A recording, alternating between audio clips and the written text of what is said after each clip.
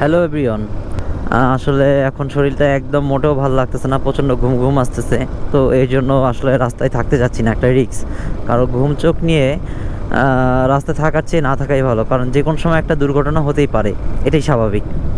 তো আসলে আপনারা যারা নতুন রাইডার আছেন, তারা যদি অ্যাকচুয়ালি আপনারা যদি ঢাকায় এসে রাইড করতে চান, তাহলে দেন আপনাদের জন্য আজকের ভিডিওটা ছিল যে আপনারা কিভাবে যাত্রীদের সাথে মানে দামাদামি করে যাত্রীদেরকে কনভিন্স করে আপনারা উঠায় নেবেন।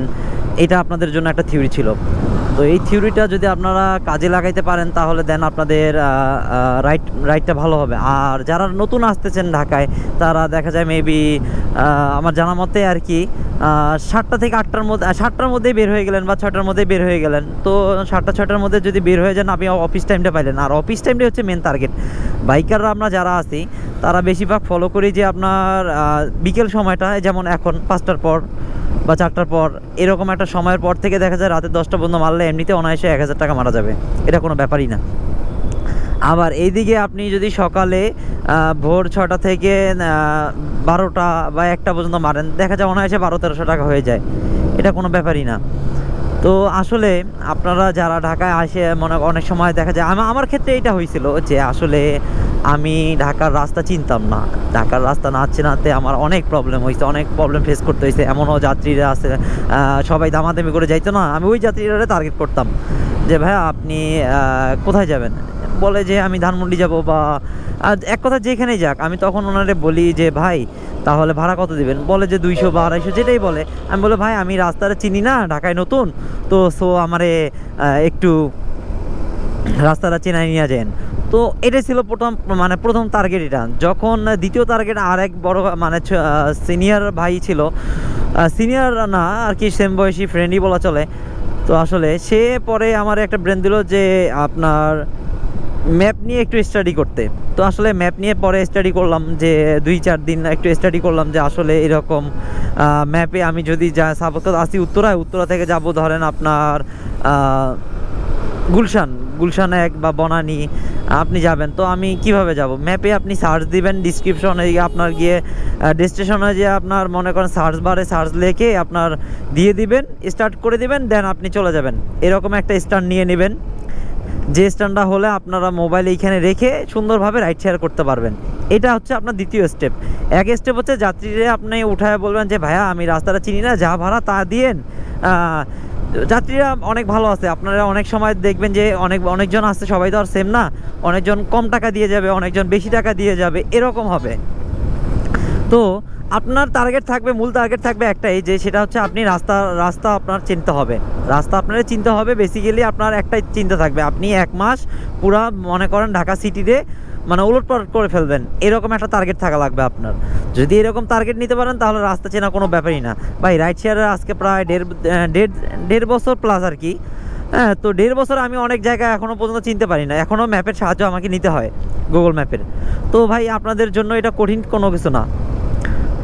আপনারা যারা রাইড শেয়ার করার জন্য নতুনভাবে ঢাকা আসতে চাচ্ছেন, তাদেরকে আমি বলবো যে অনায়াসে আপনারা চলে আসেন।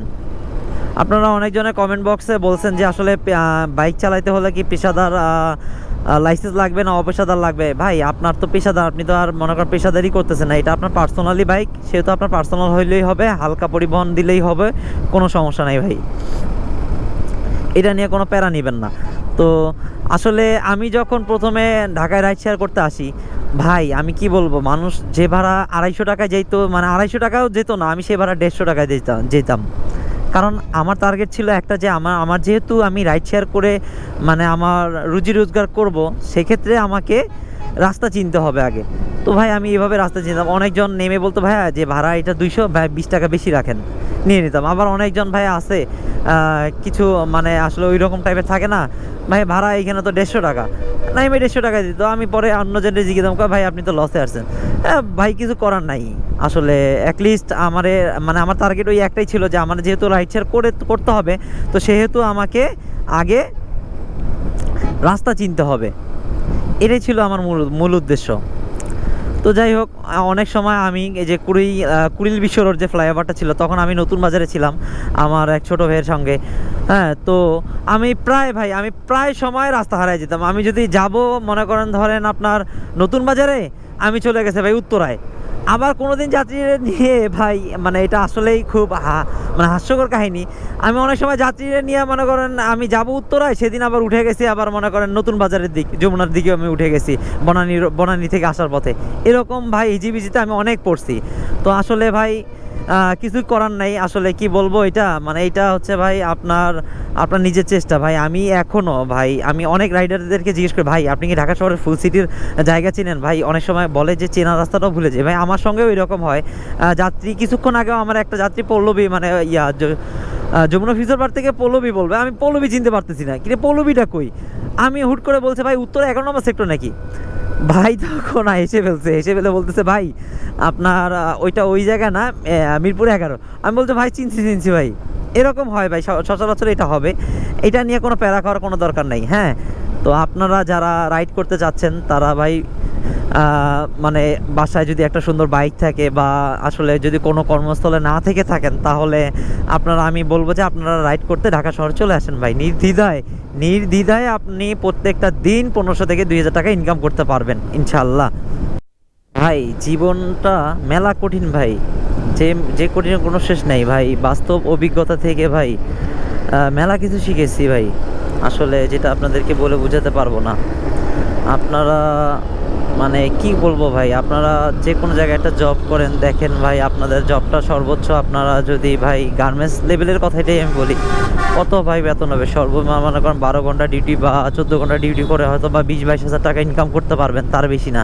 তার মধ্যে ভাই প্যারাটা কীরকম হয় আপনারে ভাই, যদি আপনি একটা সেকেন্ড যদি অন্য মনোযোগী হয়েছেন, হ্যাঁ, তাহলে ভাই আপনারে মনে করেন নানানভাবে মনে করেন আপনারে হ্যারেস ম্যারেজ করার, গালাগালি নানান ধরনেরভাবে কথাবার্তা বলবে।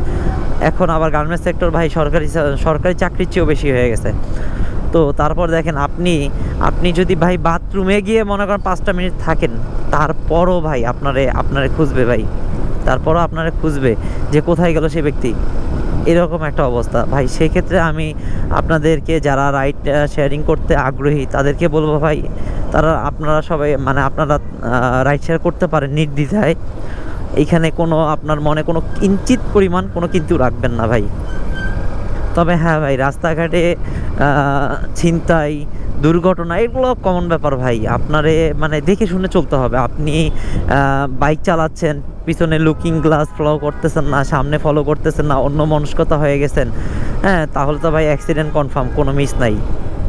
আর আপনি ভাববেন এটা যে আপনার উপর ডিপেন্ড করতেছে আপনার ফুল ফ্যামিলিটা, তাহলে ভাই আপনাকে একটু ভালো করে দেখে শুনে বাইকটা চালাতে হবে। হ্যাঁ, আবার এইদিকে কি একটা ব্যাপার আছে, যদি নসিবে থাকে তাহলে ভাই এটা তো মানে কোনো কথাই নেই, সেটা নিয়ে আমি আর ওই দিকে যাচ্ছি না। আর দ্বিতীয় কথাটা হচ্ছে এরকম যে ভাই বাইক রাইডাররা আমরা যারা আছি ভাই, আমরা যাত্রীদেরকে মানে সেফলিভাবে তাদেরকে আমরা গন্তব্যস্থানে পৌঁছায় দিই ভাই। অনেক সময় অনেক যাত্রীরা থাকে ভাই, ডানে যান বামে যান, একটু এইদিকে মানে ওরা নিজে পিছের থেকে আমারে কন্ট্রোল করতে চাচ্ছে ভাই। আমি তাদের উদ্দেশ্যে একটা কথা বলবো ভাই, বাইকের পিছনে উঠে অন্তপক্ষ তাদের ড্রাইভারে যে চালাচ্ছে তারে অন্তপক্ষ কনফিউজ মানে করবেন না। এই জন্যই যে সে ড্রাইভার, হ্যাঁ, তার হাতে মনে করেন 2 চাক্কার একটা মনে করেন যানবাহন তার হাতে। আপনি হুট করে বললেন ডানে যাও বামে যাও, ভাই ব্রেক তো ভাই ওই রকমভাবে হবে না, আপনি বলার সঙ্গে সঙ্গে ব্রেকটা হবে না। আর সে দেখা যায় আপনার বলার সঙ্গে সঙ্গে তার ব্রেন মানে মাইন্ডসেট হবে অটোমেটিক মানে ডাউনলোড হতে থাকবে। তো ডাউনলোড করতে করতে ভাই আপনার ব্রেকটা যদি করে ফেলে ভাই, নির্দ্বিধায় ভাই পিছন থেকে এসে ধাপ করে মেরে দেবে, কিছুই করার থাকবে না তখন আপনার। এই হচ্ছে ব্যাপার। আর নতুন রাইডাররা আপনারা যারা ঢাকা শহরে আসতে চান তারা অবশ্যই এসে 2-4 দিন ঢাকার অলিগলি একটু হেঁটে প্র্যাকটিস করবেন ভাই। আমার এক সম্পর্কে এক মানে কলিগ ছিলেন, এই রাইডার না, অন্য জায়গার। তো সে মনে প্রথমে ও হালকা পরিবহন চালাতো, ও প্রথমে ঢাকা শহরে এসে ভাই ও হেঁটে রাস্তা মনে করেন করছিল, মাথায় ম্যাগনেটে নিয়ে নিছে ভাই, এরকম একটা অবস্থা ছিল। তাহলে চিন্তা করেন ভাই সে কি পরিমাণে মানে পেইন নিয়ে সে হেঁটে রাস্তা চিন্তা করেন।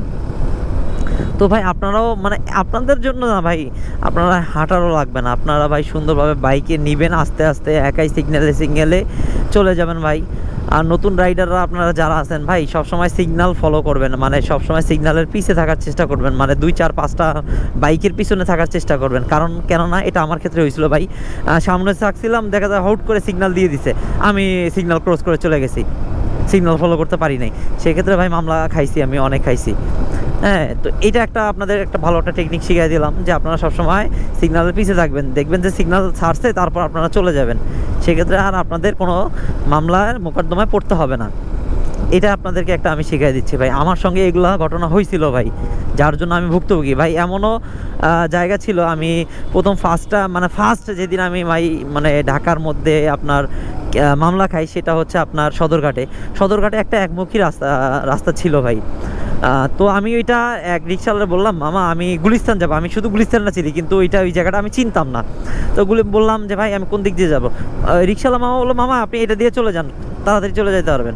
তো আমি ওনার কথা বিশ্বাস করে আমি ওই যে রাস্তা আসতেন, সামনে দেখি সার্জেন, আমরা দাঁড়া করে আপনি এই রাস্তায় কেন, এই রাস্তা তো একমুখী। আমি আবার রিক্সাওয়ালারা জিজ্ঞেস করার পরে তারপর আমি সাইনবোর্ড ফলো করছিলাম যে আসলে কোনো সমস্যা আছে না, একমুখী রাস্তা কিনা, সাইনবোর্ড কোনো ছিল না। লাস্ট মাথায় এসে দেখি, চত্বরে দেখি, পুলিশ বক্সের এখানে এসে দেখি যে একমুখী রাস্তা, ওই দিক থেকে লেখা আছে, বাট আমি যে দিক থেকে ঢুকে পড়ছি সেই দিক থেকে লেখা নাই। তাহলে ভাই বোঝেন কীরকম একটা অবস্থা।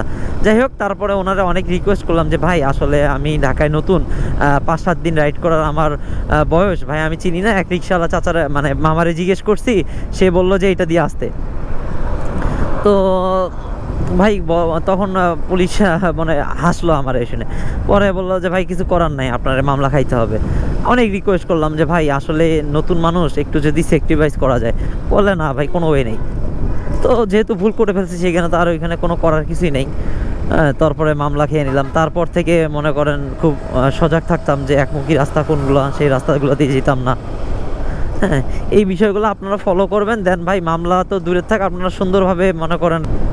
হ্যাঁ, এই ছিল আজকে আমার ভিডিও। যদি ভাই ভিডিওটা ভালো লেগে থাকে ভাই, ইউটিউব থেকে হলে একটা সাবস্ক্রাইব করে দেবেন, একটা লাইক, একটা ফলো, কমেন্ট করে দেবেন ভাই। আর যদি ফেসবুক থেকে হয়ে থাকেন ভাই, প্লিজ রিসেন্টলি একটা ফলো মারে দেবেন, কারণ আপনাদের ফলো প্লাস সাবস্ক্রাইব আমার কাছে অনেক অনেক অনেক মূল্যবান, যেটা আপনাদেরকে বলে বোঝাতে পারবো না। যদি ভাই আপনারা দেন, যদি রাস্তায় মানে চলার ক্ষেত্রে ভাই অনেক সময় মানুষের তো অনেক ভুল ত্রুটি হয়ে যায় ভাই, সেটা আপনারা ক্ষমার দৃষ্টিতে দেখবেন। আসলে ভিডিও করতে গেলে ভাই অনেক সময় অনেক কথা যেটা না বলতে চাই সেটাও চলে আসে। হ্যাঁ, এরকম কিছু একটা থাকে।